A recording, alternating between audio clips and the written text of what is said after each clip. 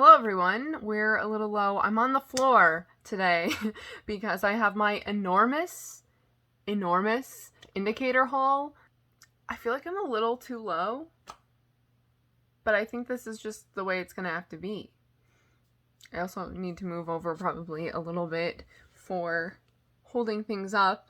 Before I get started, I will just mention that because I have so many things, there's barely going to be anything about what these movies are actually about.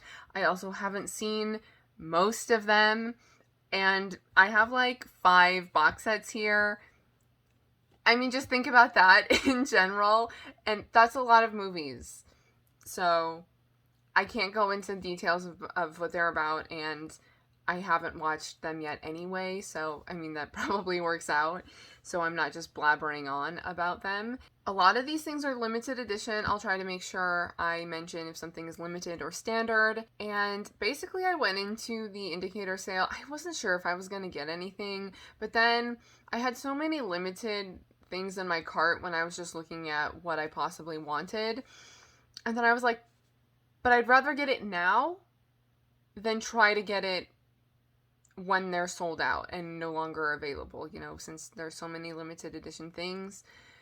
I'd rather get them now. And I'm not saying that I'm not going to like some of these movies that I haven't seen, but I'd rather get it now and like maybe not enjoy something and then sell it for a reasonable price than try to get something that I really want afterwards and pay a stupidly high price. Yeah, and then also when I was adding things to my cart, I was just like, it was at the halfway point. It was at more than the halfway point in terms of getting free shipping, which is like you have to spend like £200 in order to get free shipping to the US, and I spent that much. Yes. Worth it. Okay. This is in no particular order. I'm going to start with the like single releases and then get to box sets.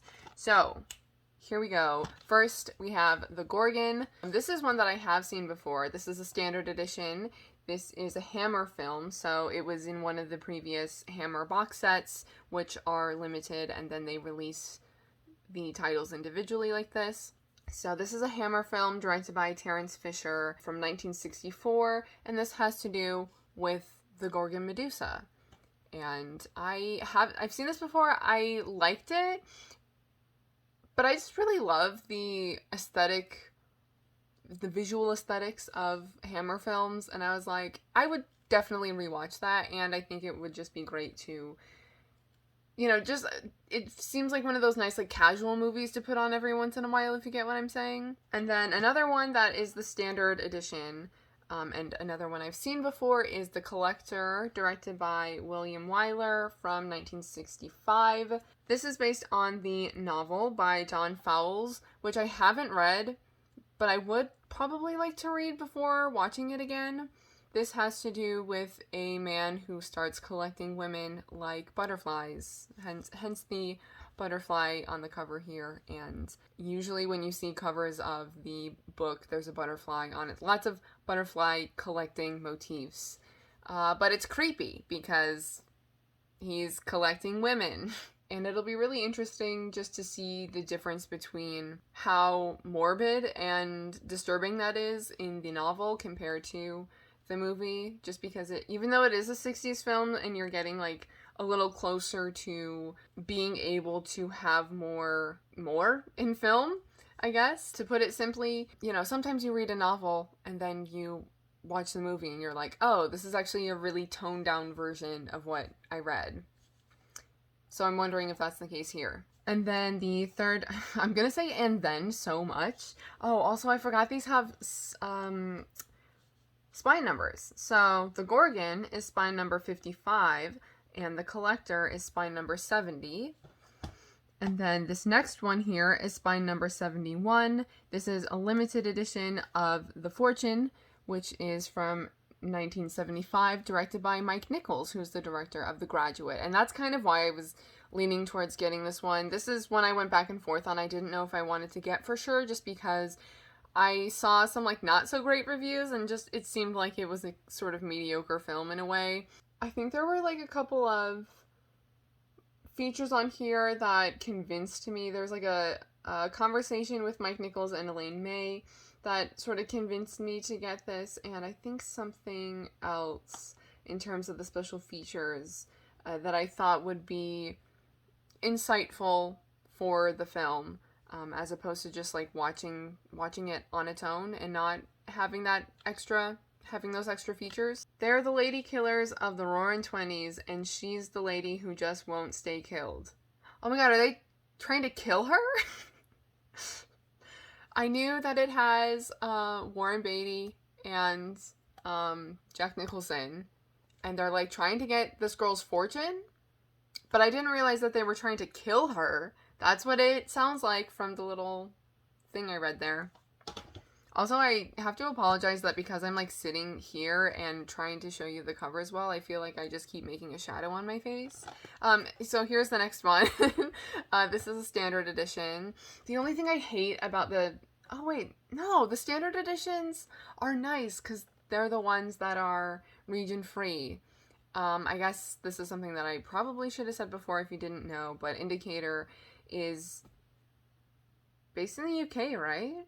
Yeah.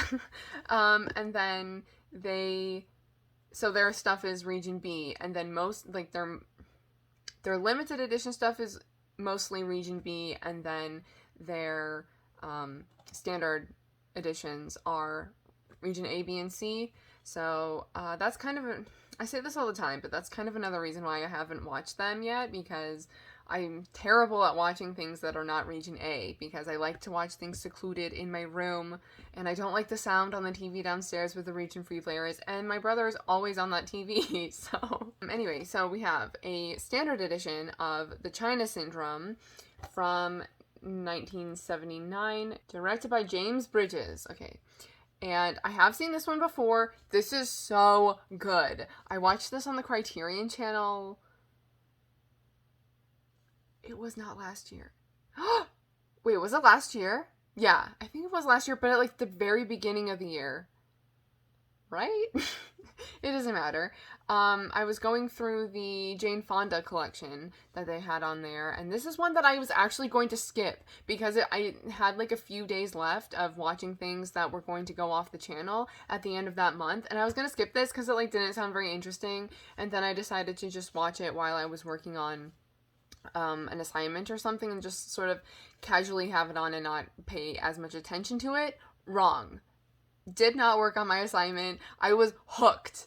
It's so good. I ended up giving it a 4.5 out of 5 stars, and I feel like since last year I've been trying to be more open in a way and differentiate things, because I feel like 4 out of 5 stars is kind of my average, or like if I really like a film, that's what I will rate it as.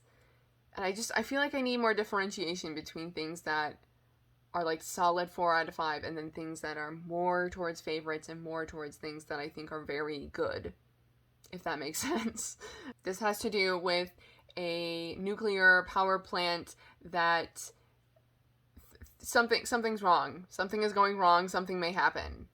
It's so tense. It's very good. Then we the spy number on the China Syndrome is 85, and the next one here is spy number 124. It is The Missionary from 1982, directed by Richard Loncraine. Oh my god, there are so many features on here, and I say this all the time. Every single time I make a video that has to do with Indicator, I'm like, I can't remember exactly what is the difference between their standard editions and their limited editions. I know that limited editions come with a booklet, and come with reverse, I can't get the disc out. They come with reverse, artwork. And of course, as I mentioned before, there are different like the discs are different regions. But I don't know if they actually have different features. I think that's the thing. Because in my head, I'm like, why would you produce a completely different disc? Like, that seems like way too much work. But I get it if they only have licensing to something for a certain run.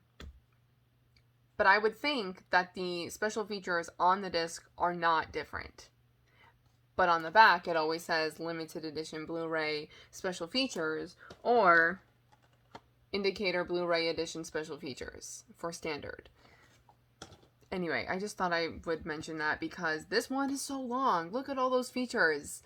Oh my goodness. And this is one that I have thought about getting a number of times and then just ended up, okay, by a number of times, I think I mean like twice, because I think I've only made like two other orders from Indicator, and both times I didn't end up getting this, but now I have it. Mostly, it seems very interesting because there is he's a missionary. He's a missionary, and he goes, I think he's staying at like a brothel or something. And I can't even tell you if I'm correct on that because it only lists the special features. And it has Maggie Smith in it, and I will watch anything Maggie Smith is in. So, seems like it'll be kind of like raunchy funny, but in a very 80s way. And as opposed to like what I immediately think of if someone says like raunchy comedy, I just immediately think early 2000s, which is not this, especially because it's a period piece. So then we have Time Without Pity, directed by Joseph Losey, from 1957, spine number 154. This is just me adding to my Joseph Losey collection and watching more of his films. I've gotten other things of his from other labels, and I very much, oh my gosh, I very much want that The Servant like 4K nice box set. Oh my god, it looks great, but it's like $40 or something like that, and I'm just like, I don't know if I can do that right now, because I've also been buying a lot of books. That's oh yeah, I mentioned that if you wanted to see a book haul, I would do that, but I didn't necessarily have one planned. I think now I do, though, because of certain books that I have coming. Anyway, Time Without Pity, directed by Joseph Losey, starring Peter Cushing, which is interesting because this seems sort of noir thriller-ish, and I'm so used to Peter Cushing in, like, Hammer horror-esque films. It says, it all started with a young girl's scream. That's what it says on the back. Does it all say something on the back? This one, oh my god, I should be reading that part. On the Missionary, it says, he gave his body to save their souls. The China Syndrome, I'm gonna go all the way back. The China Syndrome says, today only a handful of people know what it means. Soon you will know. That's strange. The Fortune says, would you let your daughter marry these men?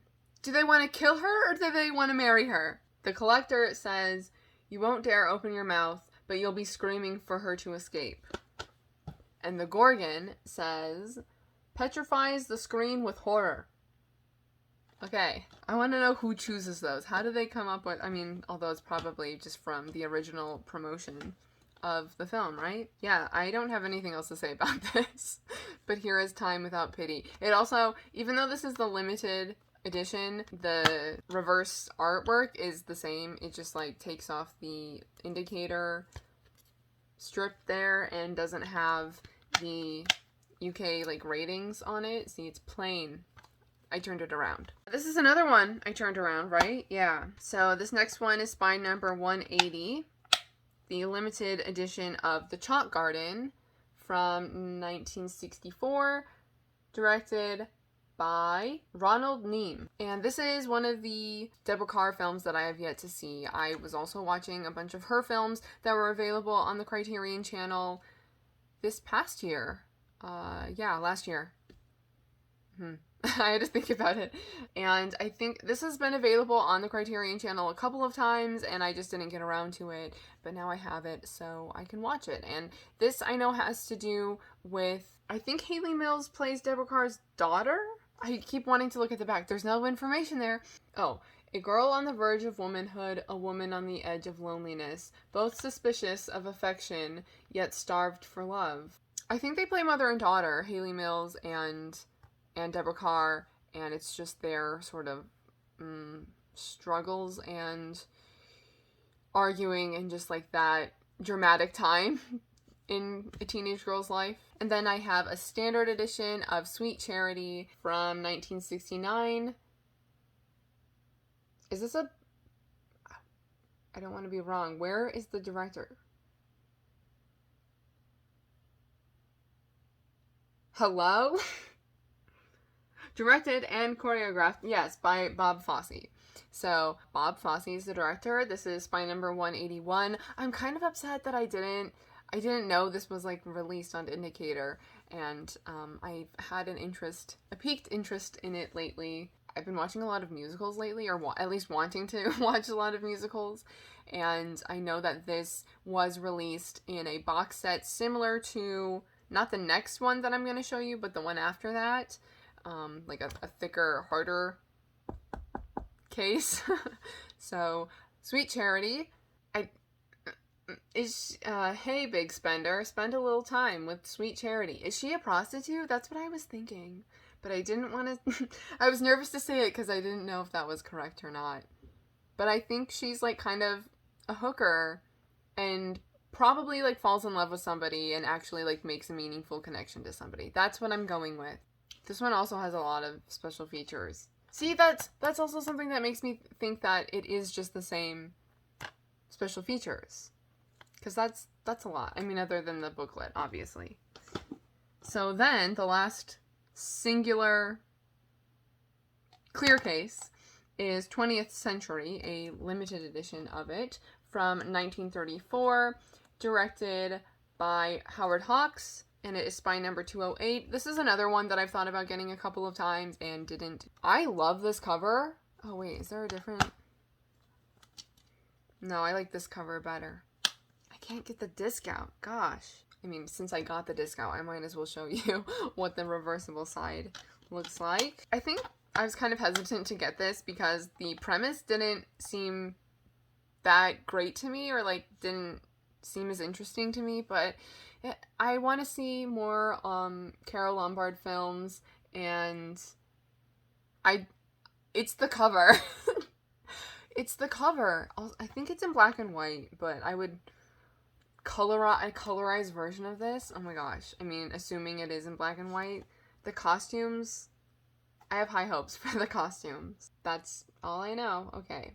And so then this next one is like a box set, but it is one singular film, and that is Irreversible. This is the limited box set, so I'm assuming, like Sweet Charity, it will later be available like this, because this is like the kind of box that Sweet Charity was available in before. But again, it says Indicator limited edition. I have 8,747 of 10,000, and when was the Indicator sale? Like late March, early April, right? And now it's May. All right, okay. This is a French film from 2002, but there's like a new cut of it, I think. This is directed by Gaspar Noé, by the way, and it is by number 200. It says there are two versions of the film, the 2002 original theatrical cut, which is 98 minutes, and the 2020 straight cut, which reassembles the events in chronological order, which is 90 minutes. So kind of seems similar to following Christopher Nolan's first film. Sorry, I have to readjust. My leg is like falling asleep. I have not seen this, but I do know that it's quite controversial. Sorry, I'm like still moving my legs. I do know that it's quite controversial, and there is an explicit rape scene, I'm pretty sure.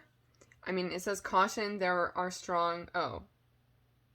Never mind. It says strobing effects. Caution, there are strobing effects in this film that may be harmful to some viewers. I'm pretty sure that's a common thing in Gaspar Noé films. Just remembering, he's the same director of like Into the Void, right? And Love. Oh, I don't think Love has that much strobing. Maybe. I could see those characters going to clubs. I'm very familiar with like his films, but I've never seen them before. I know that the rape scene is pretty explicit, and I think that technically this is a sort of like rape revenge film. It sounds weird to say, but I'm excited to see this. I also know that Monica Bellucci is in this. Oh, Vincent Cassel. I think I knew that, and then I forgot, and now I just remembered again. Anyway, Monica Bellucci is really gorgeous, and I will just be contemplating how gorgeous she is throughout the entire film. Like, I can already tell. I already know. Oh, it also comes with a poster. It's just like this, I'm pretty sure. I looked at it before. Now, on to the box sets. 1, 2, 3, 4, 5. I got 5 box sets on top of all of that. That's a lot. So, I'll start with this Hammer box set. So, I got Hammer Volume 6, Night Shadows, which I don't have any other Hammer box sets. The only other box set I have by Indicator is the Marlene Dietrich, Joseph von Sternberg? Right? That's the Marlene Dietrich box set. But why am I questioning the director? It's fine. Here we are, Hammer, Volume 6, because I had to get the 6th one, apparently. I do really like this cover. Also, this includes the Phantom of the Opera, which I'm so excited about. So it has, I guess I'll take them out for you. By the way, this is limited to 6,000, and I have 4,294. And these are spine numbers. Did I tell you? Irreversible is spine number 200. I don't remember if I said that. First, we have The Shadow of the Cat from 1961, directed by John Gilling, at spine number 230. I don't know what this is about. The Shadow of the Cat. Then we have Captain Clegg from 1962, directed by Peter Graham Scott, spine number 231. Funny enough, I don't really like this cover, but it is the image that is like used on the front. Then we have The Phantom of the Opera, which I'm most excited about. This is one of the few Phantom adaptations that I haven't seen yet, and now I own it. It's from 1962, directed by Terence Fisher, and then spine number 232. Obviously, we're just going in order here. I'm so excited to watch this one. If you don't know, The Phantom of the Opera is one of my favorite books, and it's probably my favorite musical. I just love Phantom so much. I even have the 2003 movie. Why am I blanking on the director? The director of The Lost Boys and those like not Joel Schumacher. There we go. The like campy Batman movies as well. I have mixed feelings on the 2003 Phantom of the Opera movie. They should have gotten like singers. I will never get over one of Lindsay Ellis's videos where she does like a deep dive into well, okay, not necessarily deep dive, but like an overview of a lot of different Phantom adaptations. She has this clip from the 2012 like live recording of Ramin, oh my god, I always mess up his name, Ramin Karimloo as Phantom. His voice is so good. He's like, I think that casting is pretty much like most Phantom fans like favorite casting. His voice is beautiful, and then it's just like Gerard Butler in the 2003 film, and it just sounds like he's screaming. It's so bad. Curse you, little lying Delilah! Curse you, you little lying Delilah! Curse you, you little lying Delilah! Darkness deep as hell. Deep as hell. Deep as hell! Why did they not get somebody else? I mean, I get it to an extent. Like, they're just getting an actor that is, like, hot around the time and things like that. I still have so many questions. But, on the other hand, I'm just, here's a Phantom / Joel Schumacher little tangent here. I love The Lost Boys, and though I have not watched I've been meaning to rewatch the other Batman movies, like all the other Batman movies. I rewatched the Dark Knight trilogy after seeing The Batman in theaters with my brother, which I've also been, it's on HBO Max now, so I've been kind of thinking about rewatching it. But I want to rewatch the other Batman movies. Is it Batman and Robin? No. Batman. Yeah, it's Batman and Robin is the one with Poison Ivy, who's my favorite. I love Poison Ivy, and this was my favorite movie. My favorite, like, Batman movie as a kid. And I feel like I'll still love it just because I will embrace the camp and recognize that it's probably not a great film. I don't think I care, though, because it has Poison Ivy.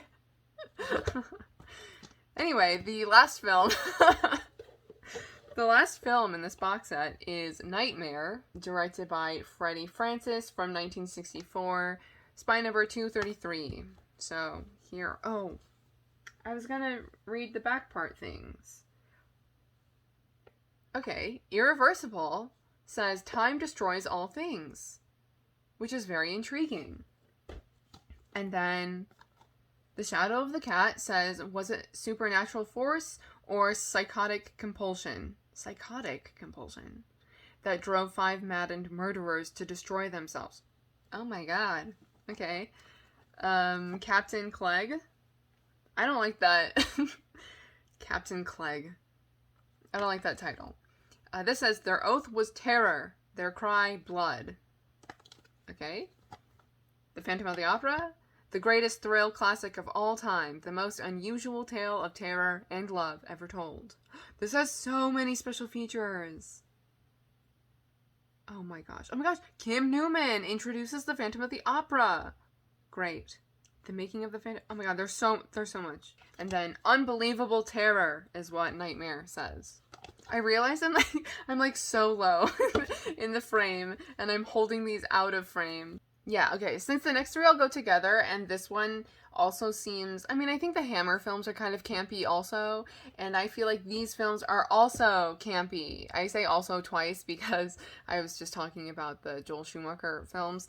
So, this is the only thing from the sale that was not actually on sale. Okay, so I phrased that incorrectly. This is the only thing that I bought that was not actually on sale, but it's limited, and it's the second run of it, so I decided to get it because it just seemed like in the same vein of Clash of the Titans and those sort of mythological epic films, also sort of similar to the historical epics, even though obviously this is a little bit more fantasy-esque. Historical epics like Cleopatra, I just recently watched that. Recently, like a month ago.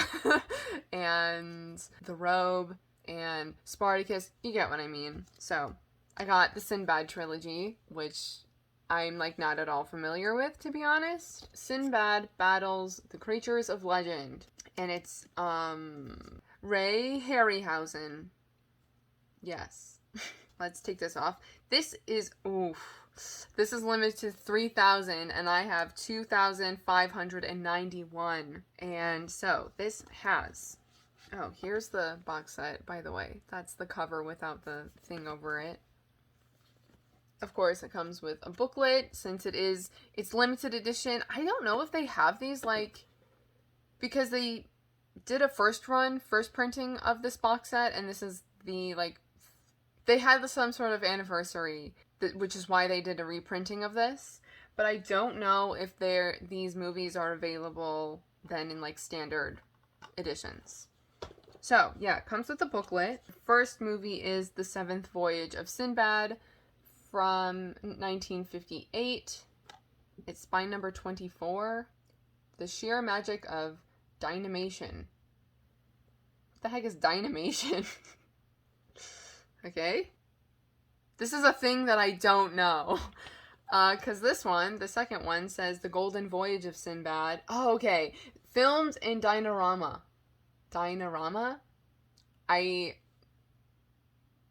Okay.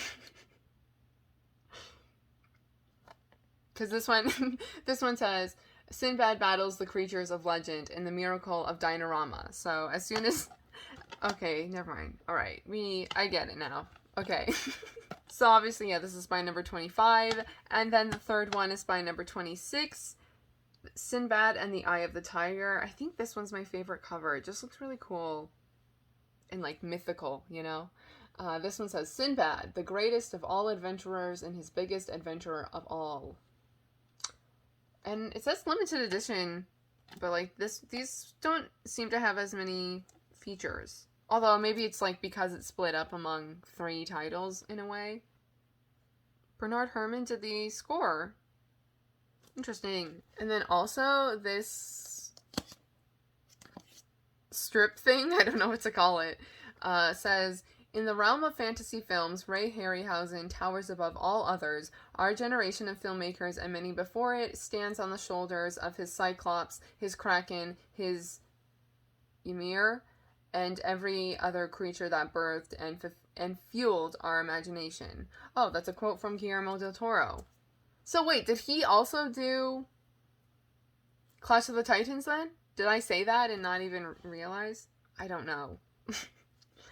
I don't know anything. Finally, I have 3 noir sets. This is not in the right order. Yes, I have 3 Columbia noir sets. All of them were still available when I made my purchase, but I think like 1 and 2 were running low, and I did not get 1. And I would like to get 5. I'm really hoping it doesn't like sell out or anything, because it wasn't on sale and I was already like spending a lot. So I decided, and it was like only pre-order. It doesn't come out until June, I'm pretty sure. So I would like to get that one since it's Humphrey Bogart focused. Yeah, it just looks really nice. And I have 2, 3, and 4 now. So that's the rest of this haul, by the way. Yes, here we are. Number 2. So here is this. I guess I will show you things individually. All of the Columbia Noir box sets are limited to 6,000. And of Noir number 2, I have 4,871. So that's where they are. I don't know what their like criteria is for determining something running low or very low when you get their newsletters, email newsletters. So it has, wow, thick booklet. It's heavy, very, very nice feeling. So then we have, starting, it goes from spine number 306 to 311. So I get all the spine numbers out of the way. We have Framed. Framed. Framed from 1947. Directed by Richard Wallace. I started saying directors, so I'm continuing saying directors, but it takes me a moment to find their names sometimes. I guess I'll just say, yeah, like I don't know. I've already said that I don't really know anything about these, but I also have seen at least a few of them before, but I'm not exactly sure which ones they are.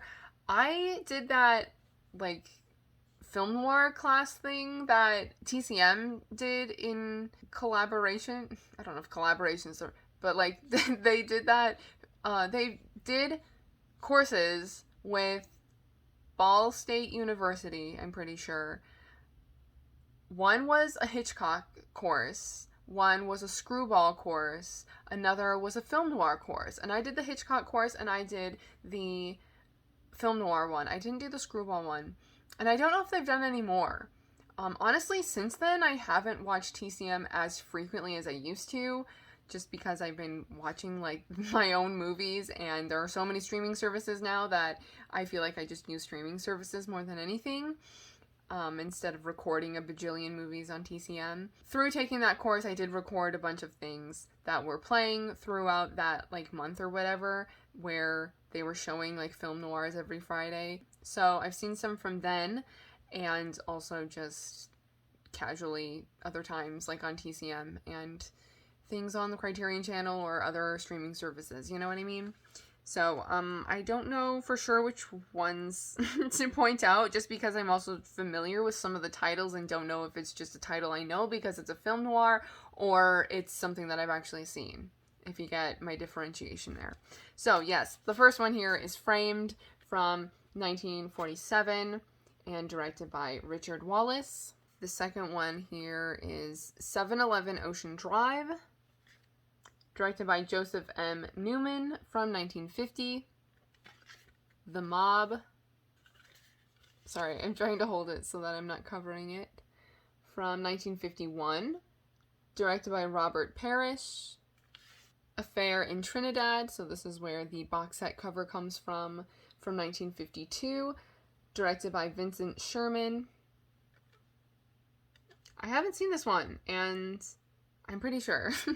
I have seen a bunch of Rita Hayworth films, and so I think this is one that I haven't seen.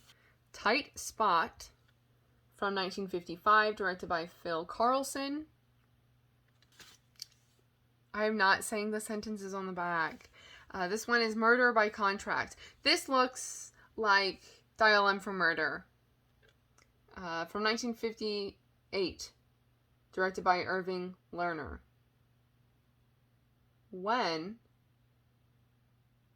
What year is Dial M for Murder? I don't know. This, alright, I'll go back. Sorry, I'll go back through them all and give you the sentences on the back, just to give you something. Framed says, let's get things straight about you and me and him. Okay. 7-Eleven Ocean Drive says, expose of the $8 billion gambling syndicate and its hoodlum empire. The Mob says, the coldest crew since the Killers. Affair in Trinidad says, don't tell me I'm just one more. So I'm not doing a very good job of, like, reading them with, like, actual feeling, by the way. Tight Spot says, it's like a script. You see? So it says, she. Is that blood? He. I took 2 bullets through the chest, ma'am. Just routine. Ma'am. Murder by Contract says, double rates for women because a woman is always double trouble. Oh my god. You know what? We'll get these in here later because I don't want to, like, run out of battery or something. These are not going in. That's the only bad thing about taking everything out at the same time. Okay, moving on to Columbia number 3. We have this. I think this is from the movie that I've seen. I've seen The Dark Past. I know that for sure. So, again, limited to 6,000. Columbia Noir number 3 box set. I have 3,368. I mean, considering it seems like these have been out for, like, at least a year, I'm going to assume that, I think at least a year. I mean, obviously, I don't know when, like, number 4 came out, but it's been at least a number of months since some of these came out, and number 1 was still available. The, like, first box set was still available when I made my purchase, so I'm gonna assume that number 5, like, doesn't really sell out for quite a while, but maybe I shouldn't make that assumption. I don't know, I'm just thinking. Oh my gosh, I think this booklet is even bigger. Wow. I mean, it makes sense. It's going with 6 films, so... Okay. Now, these are spine numbers 312 to 317. I think they just go right in order, don't they? And this is spine... Yeah, and then the next... Yeah, okay. It does. It just continues. I wonder if they have things planned then. Like, how do they come up with that? How do they know?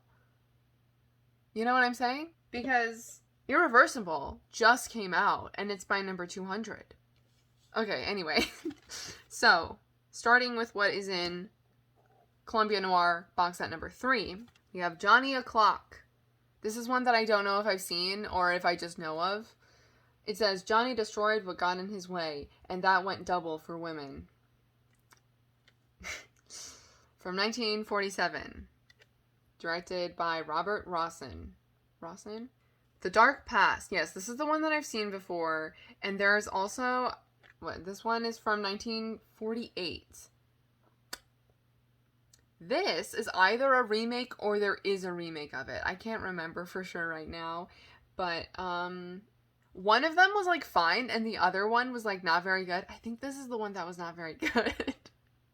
It's from 1948. Directed by Rudolph Mattei? Mattei? Because the A has, like, the accent mark over it. Warning, this man has an irresistible impulse to kill. Yeah, I've seen this one. Convicted. From 1950. Directed by Henry Levin. 2 powerful stars in a drama of a convict's love for a warden's daughter. Ooh. I love those kind of, like, complicated relationship stories.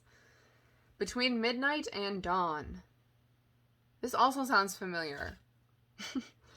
From 1950, the shoot-to-kill story of Prowl Car 13, based on police files of a great city. The sniper. To the police, stop me, find me, and stop me. I'm going to do it again. They were all brunettes, all under 30, and they all crossed the path of The Sniper from 1952, directed by Edward Dimitriak. Dimitrick? I added an A there that isn't there. And lastly, City of Fear, directed by Irving Lerner from 1959, A City in Terror, Chills for Millions. I love that I said that. I said that so casually. A City in Terror, Chills for Millions. I don't think you would have expected me to say that in that way for something that probably is gonna have murder. And then lastly, Columbia Noir number 4. Oh, I like this cover too.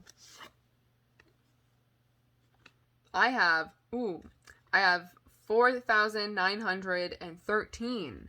So it seems like number 3 is not as popular as 4 and 2 so far. Interesting. I wonder what makes people I would think it's the films, the individual films themselves, but I wonder what other factors there are in terms of someone getting this one box set and not another. Nice book. This one is heavier. It really is heavier though. I'm just laughing at myself at how impressed I am. Oh, the box sets also say something on the back. Like the box themselves. I wonder... Okay. I have a feeling that these coincide with a theme of each box set. So, Columbia Noir number 3 that I just went through says stick up, pick up, murder on the back at the top there. And then the second one says cruel, cunning, cold as ice. That doesn't give me much. It does not give me much. And then this one says exposing the inside story. So I feel like this one is going to be a little bit more detective-like. I mean, noirs already have a lot of detective characters, but I feel like that'll more so be the focus of these ones, just based on that being on the back of the box. I don't actually know if there are themes. I didn't even think about that until now. Going through, these are spine numbers 318 to 323. So we have Walk a Crooked Mile from 1948, directed by Gordon Douglas. Murdering an FBI man is signing your own death warrant. Walk East on Beacon, directed by Alfred Worker from 1952. See the FBI smash spies. Pushover, the story of temptation, directed by Richard Quine from 1954. Hot-blooded blonde, cold-blooded guy, and murder. This one is much more like Yellow. High tension in the high Sierra. Oh, that's the back. A bullet is waiting. A bullet is waiting, yes. From 1954, directed by John Fowles. It says also, and after the kiss, a bullet is waiting. It says, and after the kiss right there. High tension in the high Sierras. Okay. Oh, wait.